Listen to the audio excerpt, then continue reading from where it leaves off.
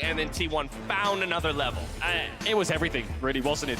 Bot lane was winning 2v2, Faker was doing highlight plays, Keria and Gumayushi were just unleashed in fights. This game, everything just blew wide open. And you could see JDG on blue side just threw everything out the window. You know, they banned away majority of the champs, they took away the Ryze, they took away the Lucian Nami angle, and they thought they could swap the entire game up and play these new styles. And I think 369 played pretty well, getting the lane gank quad despite his bot losing, trying to help his team as much as possible, but T1 were just relentless and they stood strong in the face of a draft that was a lot different.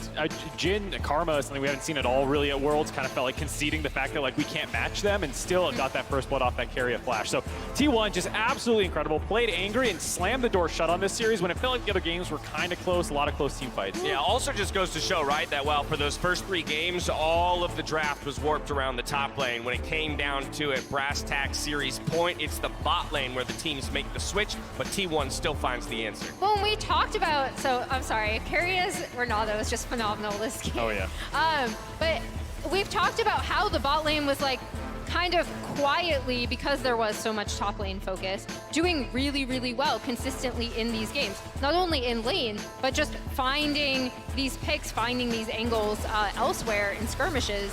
And then in this game, after that first Keria handshake, they just ran over the entire thing. Oh. Yeah, I just respect JDG a little bit for going down the way that they fought all year long. Just head first, like, yeah, we're gonna keep fighting. We win through fighting, we lose through fighting. And you know, this game, they could have bled out, but they... The 1+ OP player of the game, setting everything up, Mark, for Guma to start running through it. Yeah, obviously everyone played well in the final game, but Keria himself being the key playmaker with the flash Q, with the ultimates. And for him, I'm so happy for his return to form. He was battling long COVID during the summer split.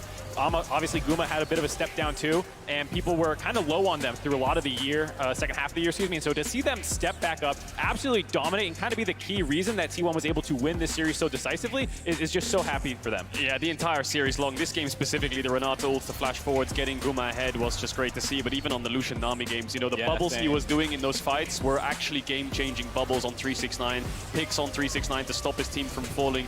There's a lot of trust in this bot lane. You can see they've grown so much throughout the year, and of course they were a staple bot lane last year, but changing time with Teddy now, and then Gumayushi now finally gets a full season alongside Keria.